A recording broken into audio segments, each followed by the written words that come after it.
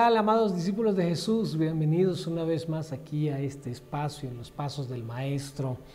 Este es el segundo episodio sobre el tema la conducta cristiana. Y hemos terminado el episodio anterior con la pregunta, ¿mi conducta evidencia o es una evidencia auténtica de mi fe en el Señor Jesucristo?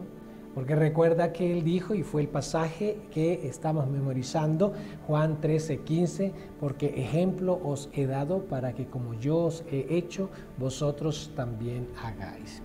Hoy yo quiero que iniciemos pensando en la pregunta, ¿cuál fue el propósito por el cual fue escrita la Biblia? Ahora tenemos muy claro que la Biblia tiene como principal propósito revelarnos la obra redentora que el Padre, el Hijo y el Espíritu Santo han preparado para nosotros, para nuestra salvación.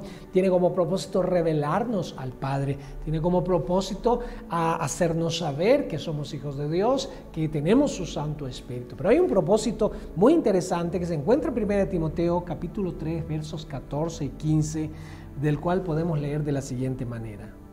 Esto te escribo, aunque tengo la esperanza de ir pronto a verte, para que si tardo, sepas cómo debes conducirte en la casa de Dios, que es la iglesia del Dios viviente, columna y baluarte de la verdad.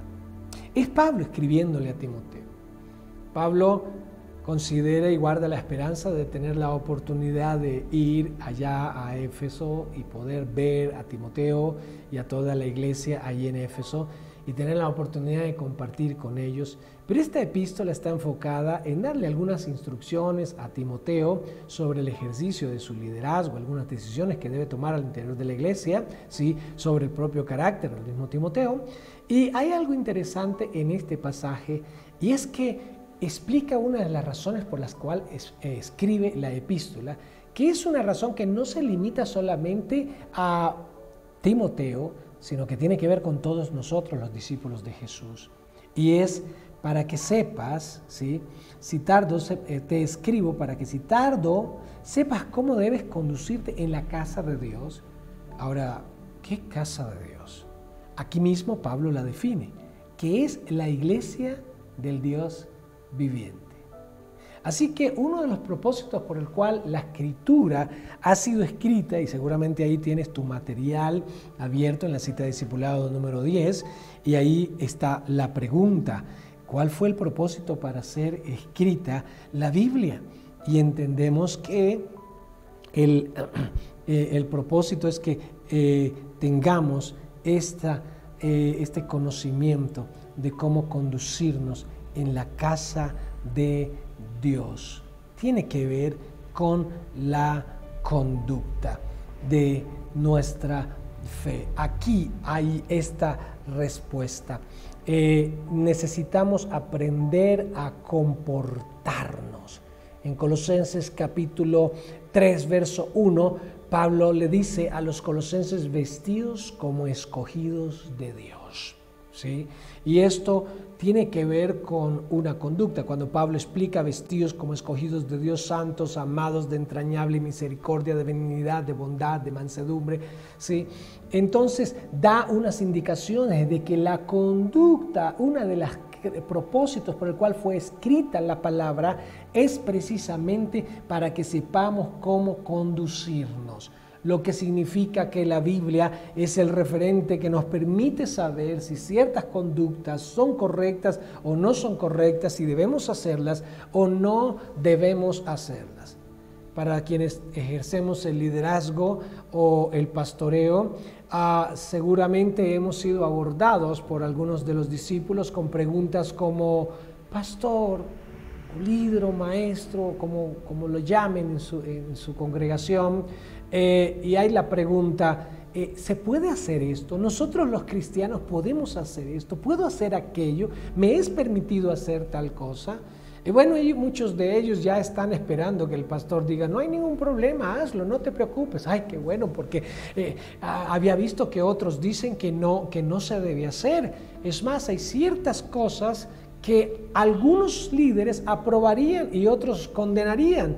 Y eso pone un poquito locos a algunos discípulos porque dicen, bueno, finalmente, ¿lo puedo hacer o no lo puedo hacer?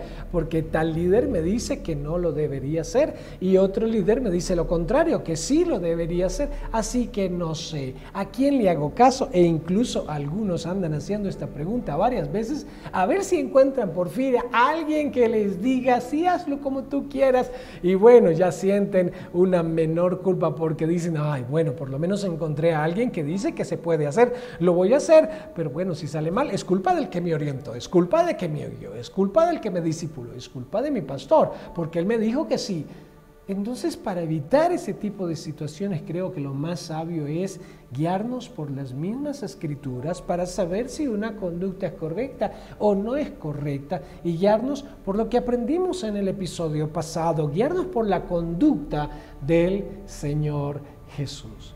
Así que aparte de que, como vimos en el episodio anterior, encontramos que Jesús es el referente absoluto de nuestra conducta, también tenemos en la Escritura una guía que nos ayuda a entender qué son las conductas correctas y cuáles no son las conductas correctas, porque hay unos textos bíblicos muy claros acerca de cosas que no debemos ejercer nosotros, los discípulos de Jesús, y otras que sí son permitidas. Algunas, por supuesto, son polémicas, no hay la menor duda, inclusive dentro de la interpretación bíblica.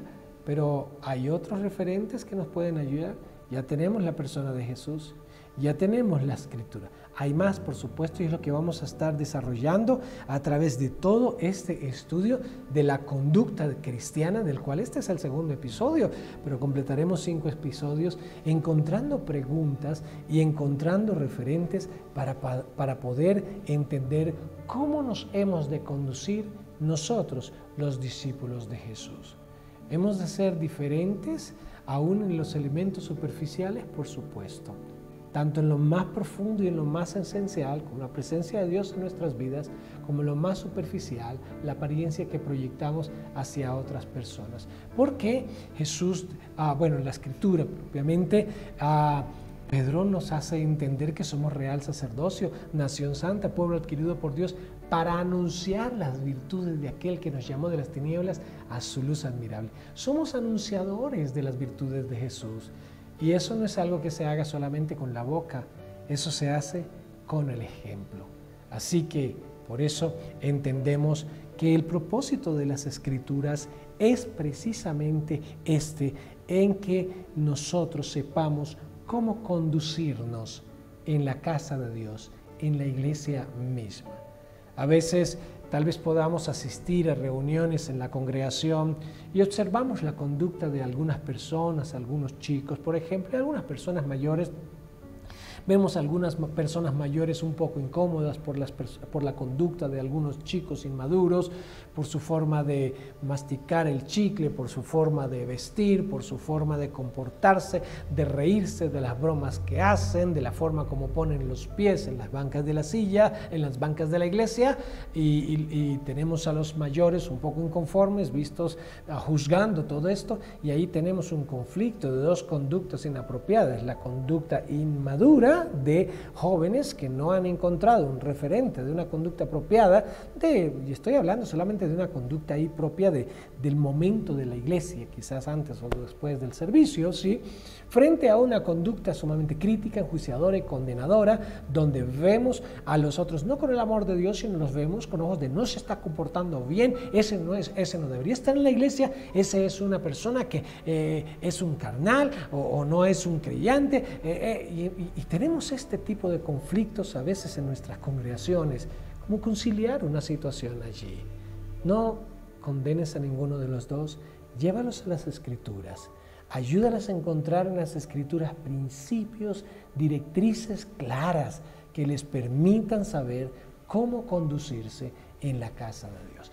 Pero claro, nuestra conducta no se limita a la casa de Dios, ahí a la reunión de la iglesia. La casa de Dios no es el auditorio, la casa de Dios somos nosotros mismos, la iglesia, y eso es donde quiera que estemos. Así que en cualquier lugar donde nosotros nos encontremos, sea un lugar espiritual, religioso, de un ambiente sagrado, o un lugar típico del ámbito laboral o social, o aún en los ambientes culturales, artísticos, donde a veces nos desenvolvemos, allí somos iglesia, allí somos casa de Dios y allí también debemos reflejar una conducta que nos distingue como hijos de Dios. Así que viene aquí en tu material el siguiente punto. Entonces, ¿cómo puede un cristiano saber qué debe o qué es lo que no debe hacer?